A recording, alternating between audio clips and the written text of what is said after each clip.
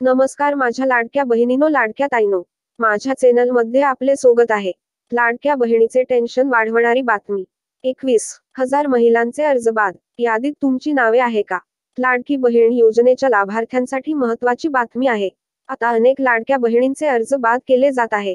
काही दिवसांपूर्वी यवतमाळमधील 27,000 महिलांचे अर्ज बाद करण्यात आले होते. त्यानंतर आता अमरावती जिल्ह्यातील तब्बल 21,937 महिलांचे अर्ज बाद करण्यात आले आहेत.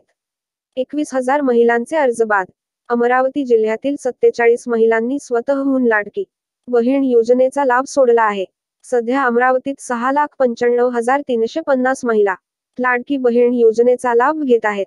विविध कारणांमुळे 21,000 महिलांचे अर्ज बाद करण्यात आले आहेत. त्यामुळे या महिलांना आता कधीच या योजनेचा लाभ मिळणार नाहीये. आता लाडकी बहीण योजनेच्या अर्जांची नोंदणी बंद झाली आहे.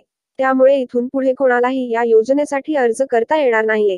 लाडकी बहीण योजनेमुळे तिजोरीवर भार, टॅक्स वाढवावा लागेल. छगन भुजबळांचं मोठं वक्तव्य. कोणाला मिळणार नाही लाभ. लाडकी बहीण योजनेच्या ज्या लाभार्थ्यांनी निकषांबाहेर जाऊन योजनेचा लाभ घेतला आहे, त्यांना या योजनेतून बाद करण्यात आले आहे. अमरावतीमधील 21,000 महिलांचे अर्ज देखील याच कारणांमुळे बाद केले आहे. महिलांचे उत्पन्न 2.5 लाखांपेक्षा जास्त, त्यांच्याकडे 4 चाकी वाहन, इतर योजनांचा लाभ घेत असलेल्या महिलांचे अर्ज बाद करण्यात आले आहे. त्यामुळे जर तुम्हीही निकषांबाहेर जाऊन लाभ घेतला असेल तर तुम्हालाही योजनेचा लाभ मिळणार नाही. जुलैचा हप्ता कधी येणार? लाडकी बहीण योजनेच्या लाभार्थी महिला जुलैच्या हप्त्याची वाट पाहत आहेत. जुलैचा हप्ता कधी जमा होणार असा प्रश्न विचारत आहेत.